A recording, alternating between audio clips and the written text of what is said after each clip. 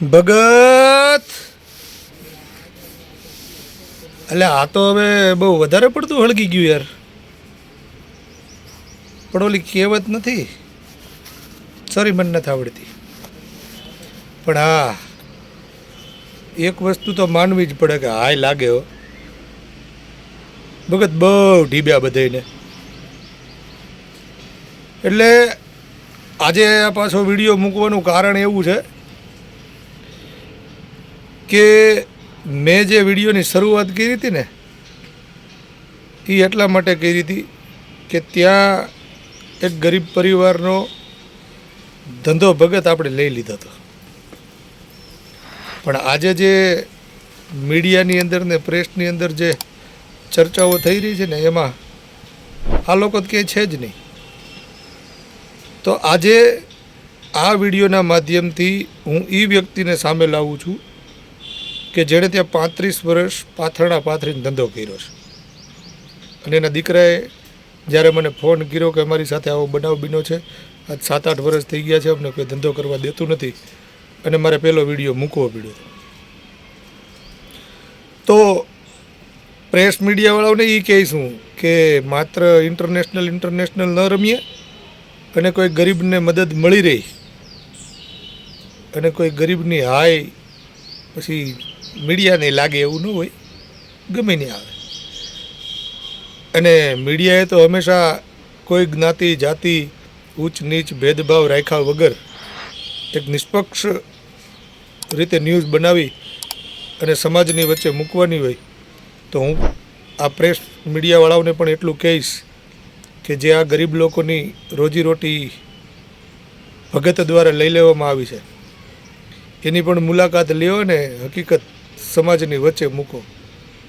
કે પછી મારે એમાં એવું કહેવું પડશે કે ના ભાઈ એ દલિત સમાજના છે એટલે ત્યાં જાતિવાદ આવી જાય તો મીડિયા ત્યાં ન જાય. તો ચાલો હવે આપણે એને સાંભળીએ જ્યાંથી આ શરૂઆત થઈ છે. એ માળી આપણને એની આપવીતી કહેશે કે ક્યારે ત્યાં આવ્યા, શું બનાવ બીનો, અને શા માટે એને આ ધંધો બંધ કરવો. સાંભળો. મળી તમારું નામ? મંગાભાઈ બારો. હવે તમે હતાદારમાં જે પાથરણા પાથરીના ધંધો કરતા અને વિજય ભગત દ્વારા તમને જે ત્યાંથી કાઢી મૂકવામાં આવ્યા અને તમારો ધંધો લઈ લેવામાં આવ્યો, એના વિશે તમારા દીકરાએ મને જે ફોન કર્યો હતો ત્યાર પછી આપણે એ ઓડિયો મૂક્યો હતો અને ધીમે ધીમે આપણી પાસે જે કાંઈ માહિતી આવતી ગઈ એ લોકોની વચ્ચે મૂકતા ગયા. પણ હવે અત્યારે સત્તાધારનો મુદ્દો એટલો બધો આગળ વધી ગયો છે કે વિજય ભગત માથે જે કાંઈ આક્ષેપો લાગે છે એમાં મોટાભાગના આક્ષેપો એના ભાઈ નીતિનભાઈએ જ કર્યા છે. હવે એ સાચા છે ખોટા છે એ પુરવાર કરવા માટે અત્યારે મીડિયા અને બધા મથી રહ્યા છે. પણ શરૂઆત તો આપણે એટલા માટે કરી હતી કે તમે જે ધંધો કરતા હતા અને વિજય ભગતે તમારો ધંધો લઈ લીધો, આજે તમે સાઇડલાઇન થઈ ગયા છો અને લોકોમાં માત્ર આ ચર્ચાઓ ચાલે છે.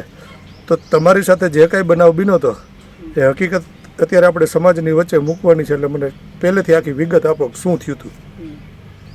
સત્તાધારની અંદર મારો દીકરો મિલન 2 થી 2.5 વર્ષનો હતો ત્યારથી હું મેન થડો જે જૂનો દરવાજો રહ્યો, જૂનો નાળિયાનો થડો, ત્યાં મને જીવરાજ બાપુએ બેસાડી હતી કે બેન તારે વિદા નથી લેવી અને તારો દીકરો મોટો થાય તું અહીંયા ધંધો કર. અને આશ્રમમાં જીવરાજ બાપુ કીધું કે જ્યાં લગી જગ્યા તપશે તારો દીકરો મોટો થાય ત્યાં લગી અમે કોઈ દિવસ તારું ભાડું લેવું નહીં કે. એટલે હું નીચે પાથરણું પાથરીને ત્યાં કટલેરી અને બાપુના ચગદા, ચીંગચણા, ચગદા, કટલેરી બધું વેચતી હતી. પછી એમ થતાં મને ત્યાં સંચાલક બાપુ હતા, એણે એમ કીધું કે ભાઈ હવે અહીંયા નહીં એમ કરીને પછી મને જે લાઇટની ઓરડી હતી ત્યાં બેસાડી. લાઇટની ઓરડીથી પછી ત્યાં 8-10 વર્ષ ત્યાં હું બેઠી. પછી પાડાપીરની સમાધિએ 10 વર્ષ બેઠી. અને આ નવા બાપુ આવ્યા ત્યારથી મને એવું કહેવામાં આવ્યું કે મારે નીચે નવું માર્કેટ બન્યું, મારે નીચે પાથરણાવાળાને કે બેહવા દેવા નથી, બધાય ઓટા લઈ લે. એટલે પછી જે મિટિંગ એણે ગોઠવી તો મિટિંગમાં અમને લોકો ના પાડતા હતા, છતાંય બાપુએ કેવરાયું ભાઈ છે પાથરણાવાળાએ ભલે મિટિંગમાં આવતા. મિટિંગમાં અમે અહીંયા ગયા એટલે કે ભાઈ તમારે બધી વસ્તુ વેચવાની પણ મારે ભાડું લેવું છે, આવું મને વિજય બાપુએ અમને ઊભા કરીને બોલ્યો. એટલે મેં કીધું બાપુ કાંઈ વાંધો નહીં, જે તમે ભાડું નીમશો એ ભાડું હું ભરીશ, એમ કરીને પછી અમને ઓટા આપવામાં આવ્યા. તો ઓટામાં એવું આપવામાં આવ્યા, પહેલાં એણે લોકોએ દુકાનોનો ડ્રો કર્યો અને 12 દિવસ લગી અમે એને કેવી રીતે કાયમીટ જઈએ, કાયમીટ કહીએ કે ભાઈ અમને ઓટાનો ડ્રો કરો, તો એ લોકો અંદર ગોઠવાઈ ગયા અને 12 દિવસ પછી રાતના 12 વાગે વગર ડ્રોએ અમને ઓટો આપવામાં આવ્યો. એટલે અમને એ રાતે ફોન આવ્યો મગનભાઈ જીવાણીનો કે તમે મિલન અહીંયા તાત્કાલિક આવો કે, અને ઓટાનો ડ્રો થઈ ગયો. એટલે એમાં એક અને મગનભાઈ જીવાણી એનો ફોન અમારામાં આવ્યો અને એક ભાઈ દરબારી એને ભેગા ઊભા રાખ્યા કે ભાઈ તમે આ ઓટો 10મા નંબરનો. એટલે અમે એમાં કીધું કે ભાઈ 10મા નંબરનો ઓટો વગર ચિઠ્ઠી ખેંચ્યા વગરનો થોડો અત્યારે અમે લઈ લઈ, તમે અમને કંઈ બોલાવ્યા નથી, અમારો ડ્રો કર્યો નથી. તો કે ના ના, તમે જીયાબેન આ ઓટા ગોઠવી દો, અટાણે પ્રસંગ છે અને પ્રસંગ બગાડવો નથી, તમારો ધંધો અહીંયા હાલશે. પછી અહીંયા અમે ધંધો ચાલુ કરી દીધો તડકે. તો અમે સાદો સાયો કરીએ તો બાપુને સાયો અમારો ગમે નહીં, એમ કે આ સાદરા નહીં કહેતા, તમે હારો સાયો કરી લ્યો. એટલે મેં પછી પૂછ્યું એ કે ભાઈ હારો સાયો કરવામાં મારો દીકરો જઈને પૂછી આવ્યો કે બાપુ હું પતરા નાખી લઉં. એટલે ખુદ વિજય બાપુએ આ પાડી કે તું પતરા નાખી લે ને સારો સાયો કર. તે પછી અમે 1.5 વર્ષ લગી અહીંયા ધંધો કર્યો પતરાની છે ઓટામાં, 10મા નંબરના ઓટે. એટલે કાયમની કડવણી તો ચાલુ જ હતી. આ રેકડી આમ લઈ લ્યો, આ પૂરા ઢીંગલા પૂતલા અંદર લઈ લ્યો, પણ અમે ધ્યાન ધરીએ ને કાંઈ વાંધો નહીં, બાપુ કેવરાવે છે ને આપણે એનું માન્ય શિરોમણ રાખીએ ભલે કહેતા. તો એમાં એક આગળ ઓટો બન્યો 17 ઓટાને, પછી આગળ 1લો નંબરે કોકે ઓટો બનાવ્યો દરબારે. તો એનો કાળ બધો મારી માથે ઉતર્યો ને મને કહેવામાં એમ આવ્યું કે જો તમે પતરા કાઢી નાખો ને. મેં બાપુને 2 દિવસ લગી એમ કીધું બાપુ હું પતરા ન કાઢું, માણસો જઈને એને કહે કે જીયાબેન પતરા કાઢવાની ના પાડે છે. અને પછી બાપુ ખુદ બીજે દિવસે મારી પાસે આવ્યા. ત્યારે એ દાદા રહેતા હતા, એ મારે હાજર નહોતા, મારો છોકરો રિક્ષા લઈને વયો ગયો હતો, એ હાજર નહોતો. અને બાપુ આવીને મને હેલ્ફેલ બોલવા માંડ્યા કે તારે પતરા કાઢવા જ પડશે. ને મેં બાપુને શું કીધું, બાપુ પતરા નહીં કાઢું, મારે 35,000 થી 40,000નો ખર્ચો થયો છે, તો આ માલ બધું ક્યાં નાખું? તો કે નહીં, તું 5 વાગે તો પતરા કાઢી નાખજે, નકર હું વિકી સુથી નાખે, નકર તને હું વિકી સુથી નાખે. પછી 5 શબ્દ મારાથી નહીં બોલાણા અને બાપુ મને બોલતા બોલતા વૈયા ગયા. એને આજ વર્ષ 8 વર્ષ થઈ ગયા. 2017માં મારું એને બગડાવ્યું છે બરાબર. ચાલુ ધંધો રોટલાના ધક્કો વિજય બાપુએ માર્યો મારા. અમે અટાણે રખડતા થઈ ગયા ધંધા વગરના. તો બાપુ એમ કે પછી અવારનવાર માણસોને મોકલીએ તો માણસો શું કે બાપુ તમારા ધંધાની ના પાડે છે, બાપુ તમને ના પાડે છે કે એનો ધંધો અહીં કરવા દેવો જ નથી, એ અહીંયા નહીં જ મારી જગ્યામાં. એટલે મેં એમ કહેવા પછી અમે એમ કીધું અમારા ભેગા દાદા રહેતા હતા એને ગયા, એ ગૌશાળામાં ગયા તો એને ગાળું દે.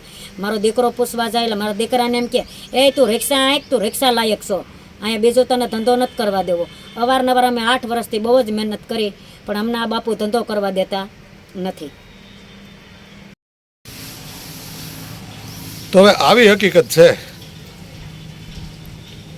પણ લોકોને તો વાતું કરતા વાર લાગતી નથી.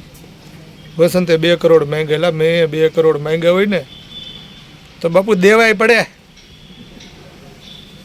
મેં માંગ્યા હોય ને તો દેવાય પડે.